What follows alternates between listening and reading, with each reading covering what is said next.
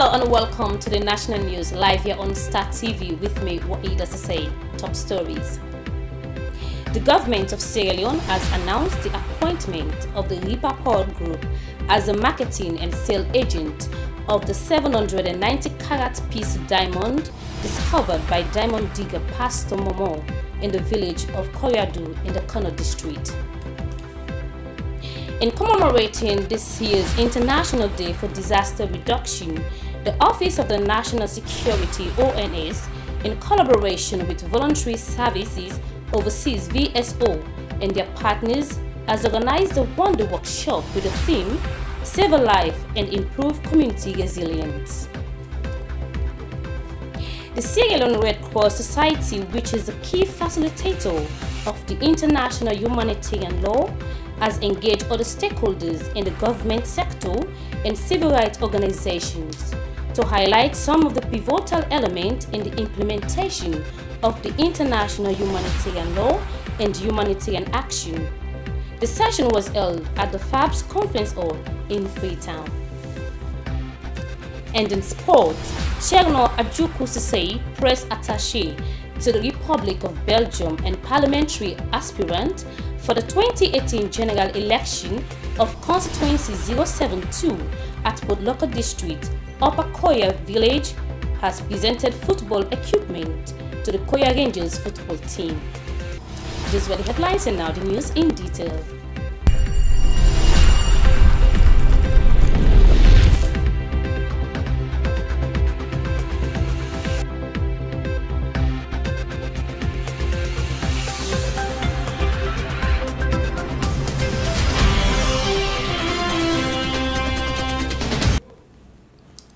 The government of Sierra Leone has announced the appointment of the Ripa Pearl Group as the marketing and sale agent of the 790-carat piece diamond discovered by diamond digger Pastor Momo in the village of Koyadu in the Kano district.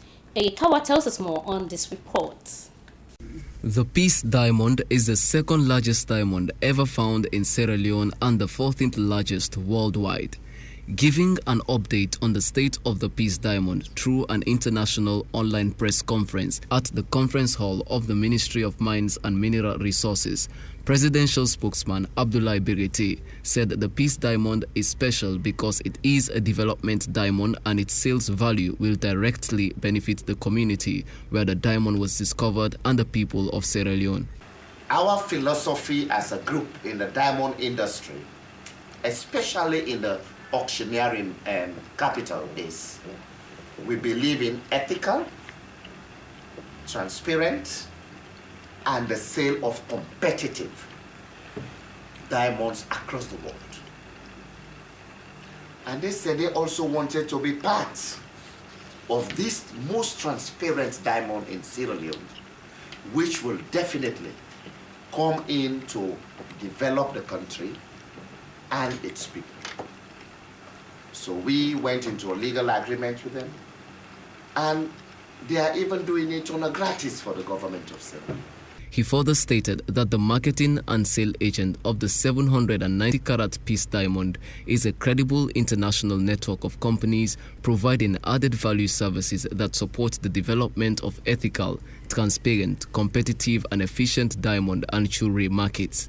Established in 1976, the group has more than 20,000 clients in over 121 countries. It will be diamond being the engine that fanned the conflict, which degenerated into the hacking of limbs and knees in this country. And we've also had stories about diamonds being found in Sierra Leone. On the eve of marketing them, they graduated into being mere stones. So the president attaches a great deal of importance to this gem so that it can be the peace diamond. Pastor Momo, founder of the 790-carat piece diamond, says the sale of the diamond will bring clean water, electricity, school, medical facilities and roads in the Kano district. Throughout the process, I'm very proud to be part of the full process. And the process shows that it's a beginning of a new dawn by the grace of God, because there is nothing from the very day we started the process. In fact, I call it is a step by step. Whatever step the government want to take towards this diamond, they must inform me. And whatever they want to do, I must be part of the team or the process. So I'm happy of that. And also happy to say that I've just taken a little bit trip. I'm able to visit different countries like Israel and Belgium. I met with the Rappaport group that are going to handle the sales of the diamond. We talk, I have a lot of credibility for them. I believe that they will be the right people that will handle the sale of this diamond. Martin Rappaport, chairman of the Rappaport Group, said that the Peace Diamond can take pride in knowing that they have created a better life for tens of thousands of people, adding that the diamond makes the world a better place. Eric Silas Kawa, Star News, Freetown, Sierra Leone.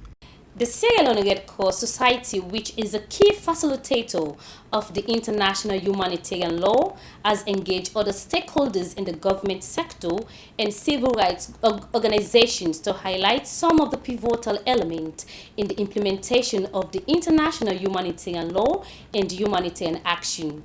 The session was held at the FABS Conference Hall in Freetown. Here is the report. The international humanitarian law was established and recognized by the government of Sierra Leone to oversee some actions affecting the rights of people to be identified and rehabilitated.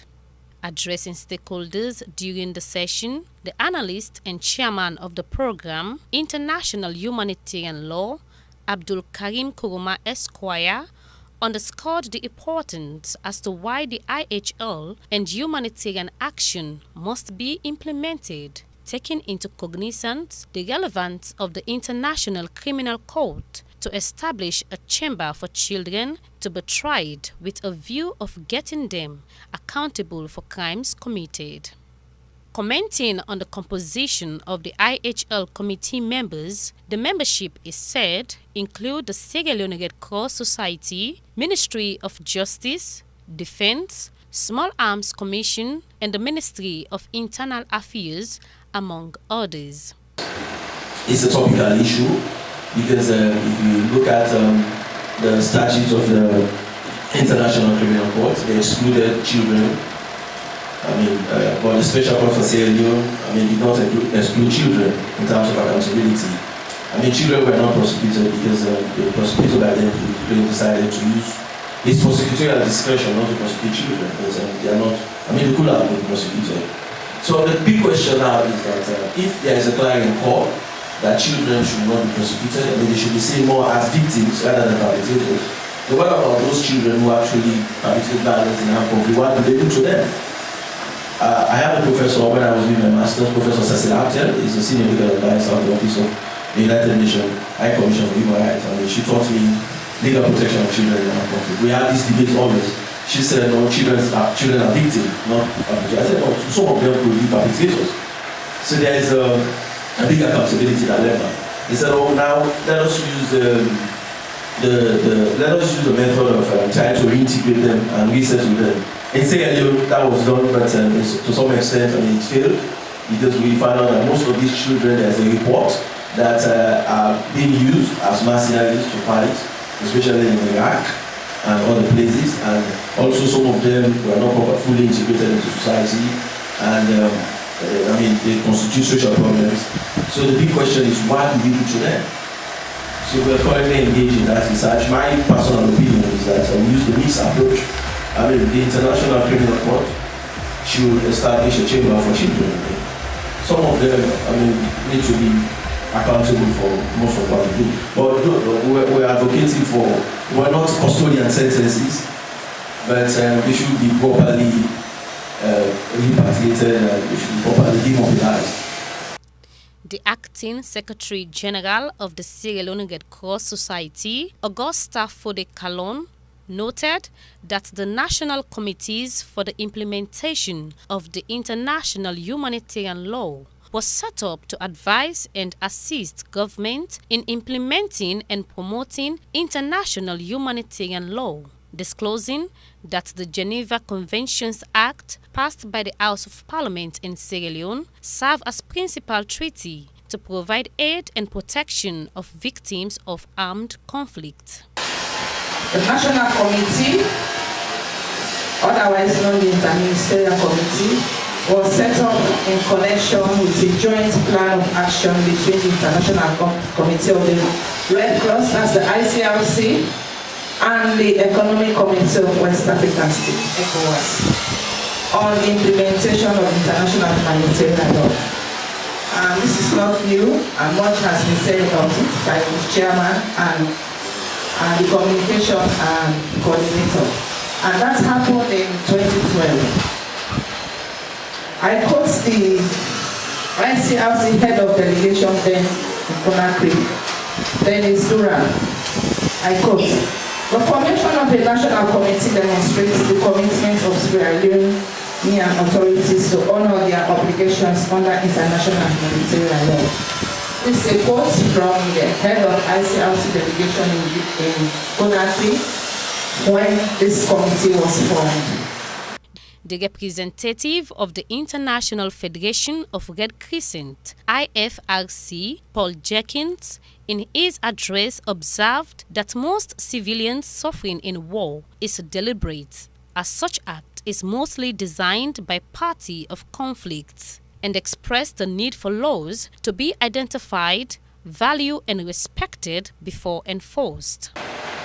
Most civilian war, make no mistake, most civilian suffering in war is deliberate and always has been. Massacres, rape, mutilation, famine, displacement are almost always designed by parties to a conflict.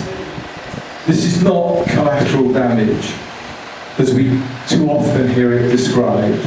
It's conscious damage.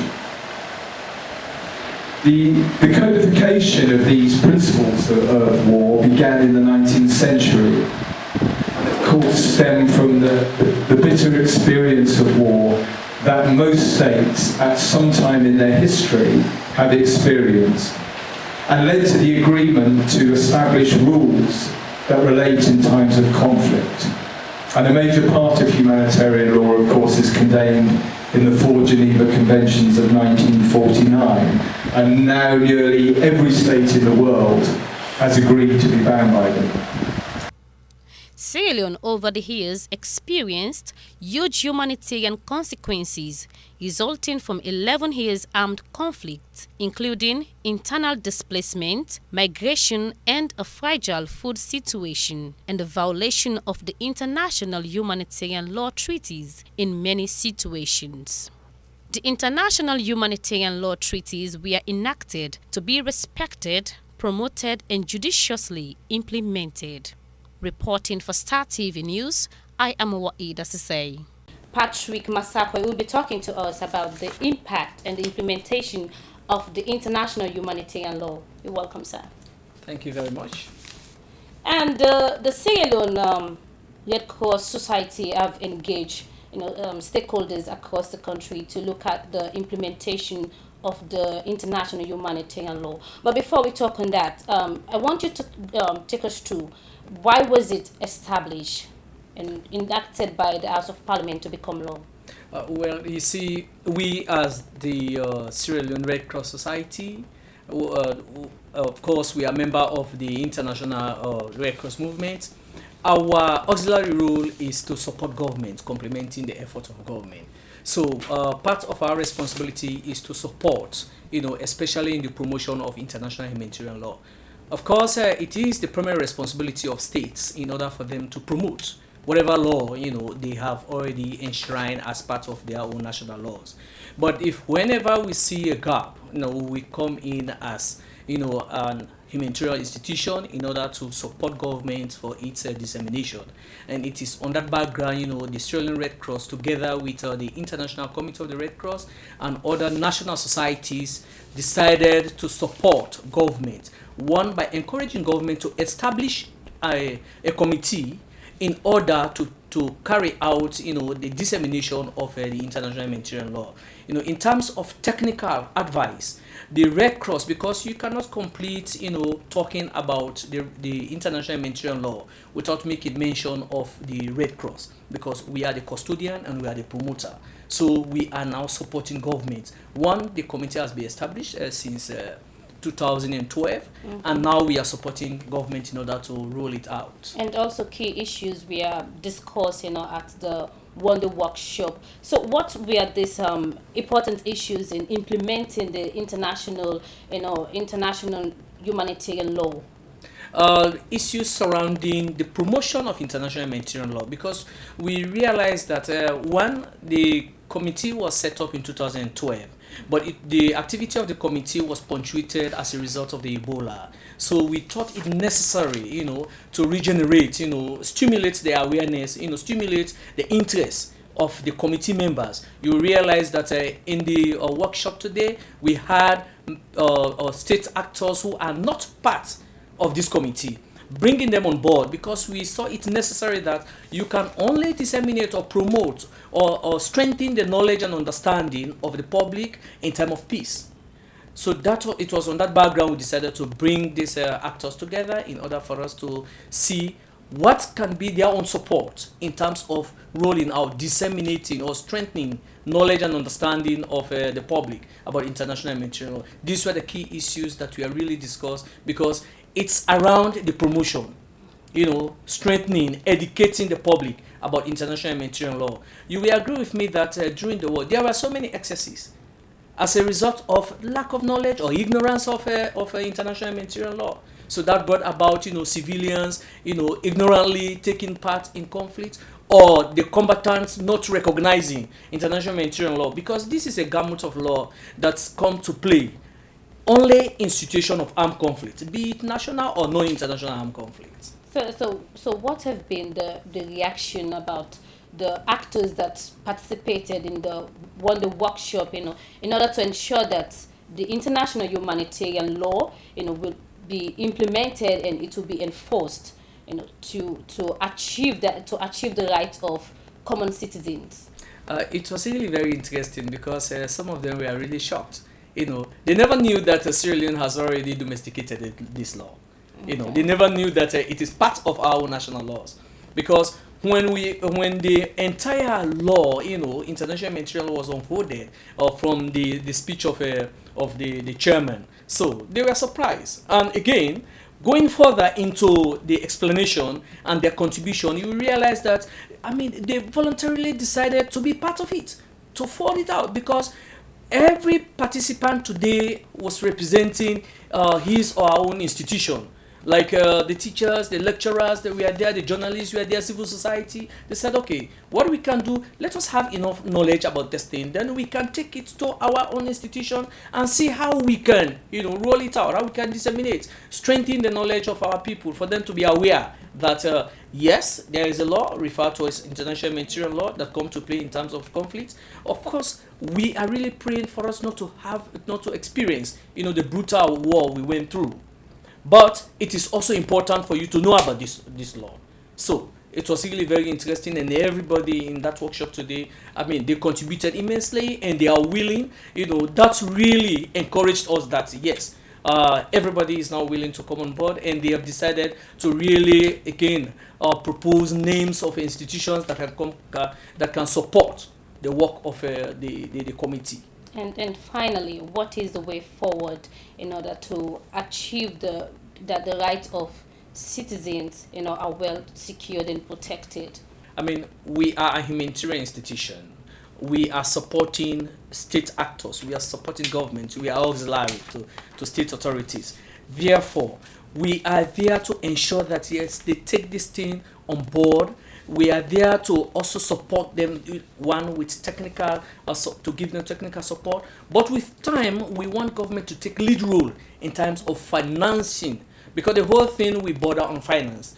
You cannot promote, you cannot carry out sensitization or effective education without, having some logistics to get funds. Yeah. Yes. So we are looking forward to government, private institutions, public institutions, the interministerial bodies, for them to take ownership and leadership in terms of rolling it out. Because apart from disseminating international humanitarian law at higher cadre, proposals were coming up today that we can even narrow or cascade it in schools, in the villages. It is really very important. So with the recommendations, we are looking forward for every state actors, every institutions, including the media, for them to also apply their own effort. And I really appreciate for this institution, this media outlet, for me to be hosted here in order to really explain about this interesting workshop that took place today. Thank you very much for being with me in the studio. You're very welcome.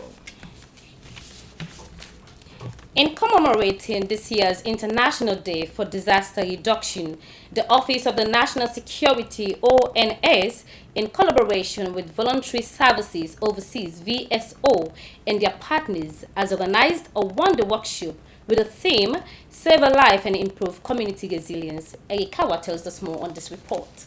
International Day for Disaster Reduction is observed on the 13th of October each year.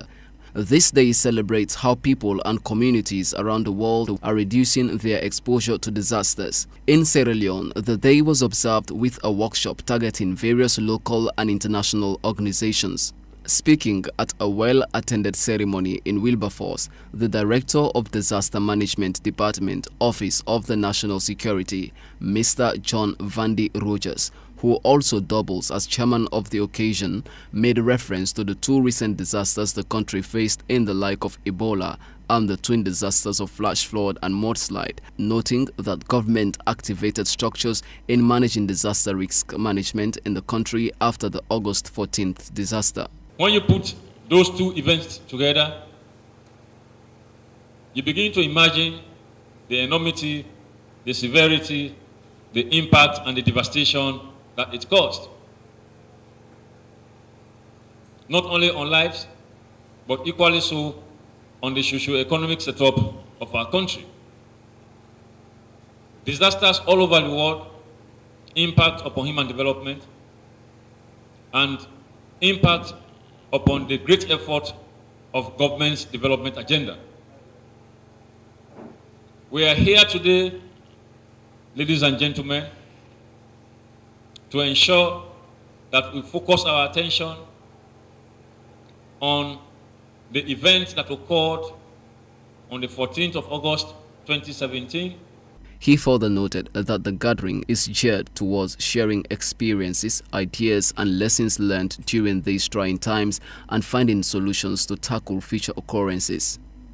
So the UN family stands in solidarity with all persons affected by disasters worldwide, and this must translate into concrete public policies to take forward implementation of the Sendai Framework for Disaster Risk Reduction, the 2030 Agenda for Sustainable Development, and the Paris Climate Agreement. Representing the Sierra Leone Police, the Assistant Director of Police, Mr. Kalia Sise, said they were given the task of leading the rescue, return and recovery processes during the recent natural disaster.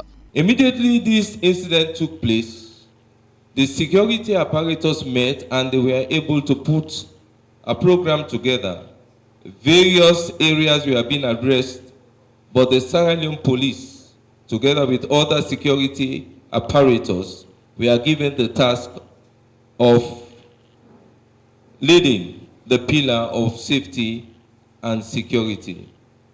He also noted that the Family Support Unit of the Sierra Leone Police was deployed to address the issues of children who were survivors of the disaster and render other supports needed. In her presentation, the Executive Director of Programs at Volunteers Overseas VSO International, Don Cameron, said as an organization they are particularly interested in volunteers who might help in building resilience in communities and train and raise awareness among people in high-risk areas.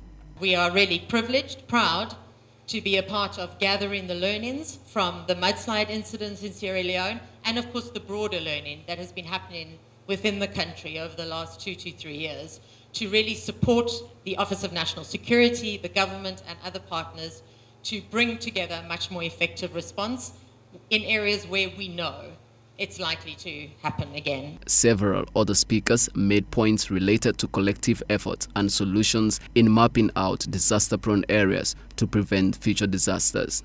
Eric Silas Kawa, Star News, Freetown, Sierra Leone. And as always, let's join Hilton John, our sport correspondent, for some sport news.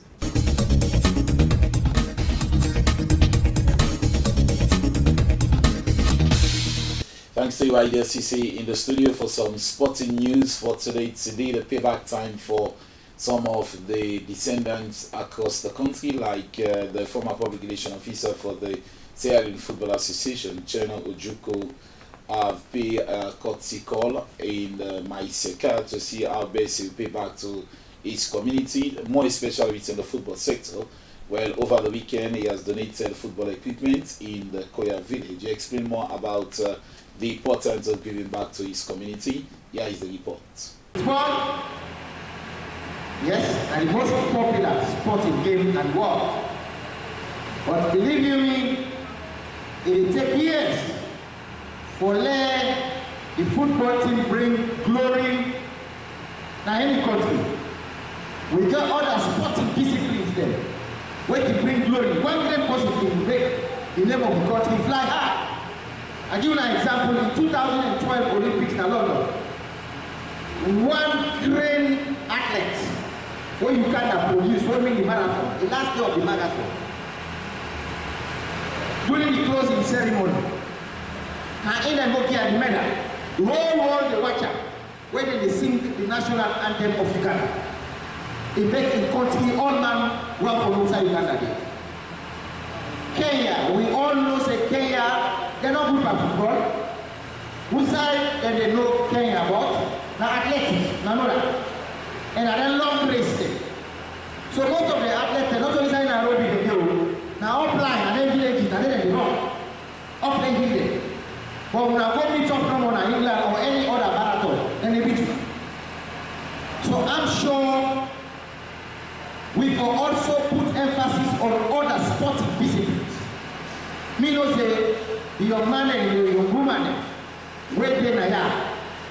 Sometimes if we continue to encourage them, one day we'll get another Cristiano Ronaldo or Lionel Messi now. And I'm sure even the woman and don't forget to now, I see you now. And I'm surprised now also. Because I know say one day we'll get another matter of Brazil. Well, that was Cheno Ojukwu Sise, a sport philanthropist, donated football equipment to the Maiseka team within the Koya village. It is good for the philanthropist. He was the former public relation officer in the Sierra Leone Football Association. I want to say congratulations to the young man. We hope that residents that have the opportunity within that area in the country, we see how they give more support to young boys and girls within the sporting sector. Away from donation, President Ernest Bai Koroma football competition has begun in the northern region with 14 teams competing in this competition in the northern region. Over the weekend, we saw a good start for the defending champion. The runner-up last season was Ulster's Football Club failed to win against Pathfinder, but they succeeded in an open match, register a 2-0 victory. Also, we saw Marampa Stars also register a 2-0 victory. So congratulations to the winning team. The competition still in progress in the northern region. 14 teams competing in this year's competition, sponsored by Honorable Cheno Majova.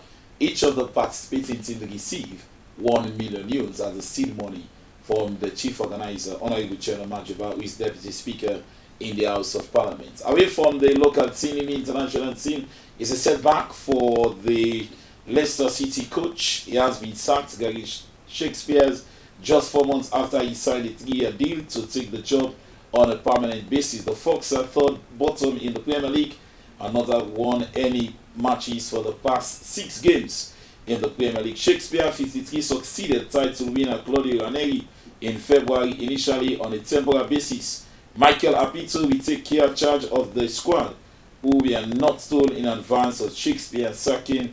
Their next game is against Swansea City in the English Premier League. So the setback for the coach, he has been sacked. Well, maybe the acting coach or the caretaker coach will do much better for Leicester City. Last season, they celebrated the championship in the Premier League, so it's getting so difficult now for Leicester City in the Premier League. Real Madrid star Marcelo has been accused by Spanish authorities of tax fraud. Well, it could be recalled the last time it was Cristiano Ronaldo. Now Marcelo, they allege a link to use the foreign firm to handle the handling of his image rights. Madrid public prosecutors say the 29-year-old Brazilian player has not yet commented. He is the latest in the string of footballers to be pursued by the Spanish tax authorities. In the complaint, the public prosecutor said the defender, who joined Real Madrid in 2007, has used the tax structure seeking an illegal fiscal benefit. The case debates until 2013. Why now this is the issue for Marcelo? So it could be recalled last time it was Cristiano Ronaldo. Now Marcelo, well, getting very interesting in the Spanish sector for football. Chelsea striker Morata is set to return from hamstring injury as the Blues to maintain their one-leg start to the Champions League against Roma in Wednesday match in the Champions League. The Spaniard missed Saturday lost at Crystal Palace after he was injured against Man City last month. Winger Victor Moses had not yet been substituted at Stones Park with an injury, and also Kante also will miss out the match for Chelsea. So it's a little bit of good news for Chelsea and also a little bit sad news for Chelsea despite coming up in Wednesday Champions League. Congratulations to Man City. Liverpool got an explosion against Maribor in the Champions League for today's game. Tomorrow, the likes of Barcelona, Juventus, Chelsea, Manchester United all will be in attendance in the Champions League. That's all for sports. Back to you, IDSC in the studio.